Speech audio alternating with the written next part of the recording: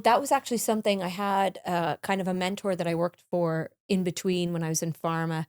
And then I went to this tech company and he's still good. He sold his company for 55 million or something like that. It was a tech-based company. But when I was showing him my manifestation boxes, he was saying to me, you have to have a subscription-based service.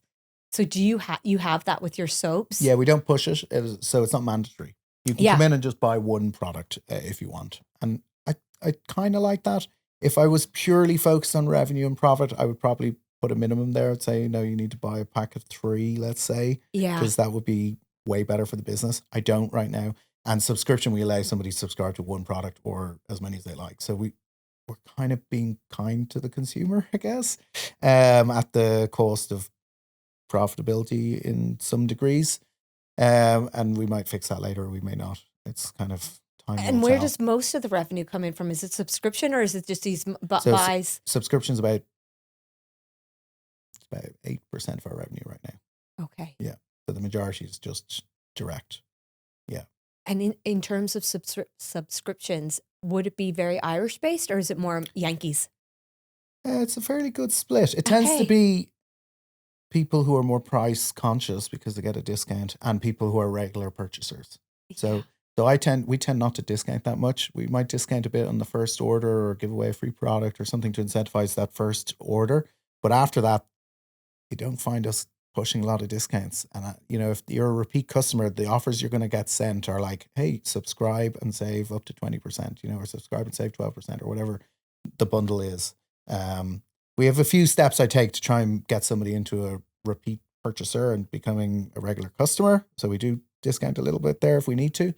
But the goal is to, like, full price customers are what you really want. Yeah. Do you find a difference? Actually, you know what? When I was listening to you before and you were talking about this discounting stuff, I was in the middle of like a buy one, get one free. And it was totally what you had said about like, you're kind of in a panic fear, which is not manifesting either.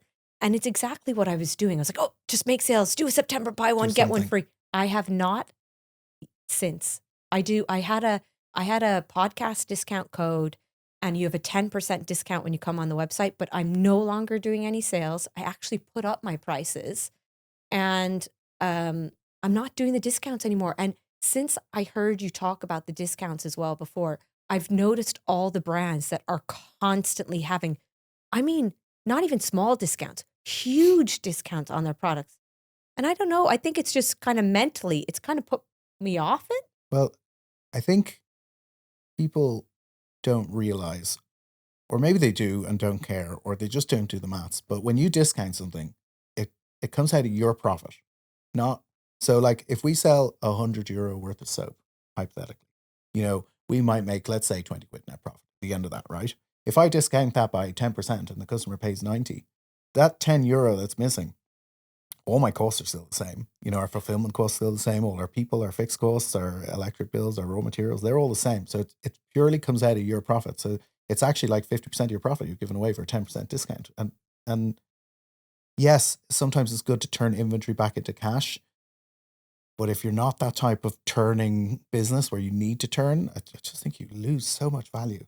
And not to mention, customers who pay full price and want to support your business and love your products are way, way, way more valuable than somebody who's just only bought because of a discount. Because, it kind of just boils down to the type of customer you want to try and attract as well. Like, there's a lot of people out there, and if somebody can't afford your product, maybe, yeah, you're not going to sell to them. And like, it's challenging going forward, you know what I mean? Because you're always going to want to release future products that are more expensive. Like, you're going to go up the value chain, not down the value chain. So I don't want to sound odd about it, but you're better off having customers who don't worry about spending money than customers who are worried about spending money. Yeah,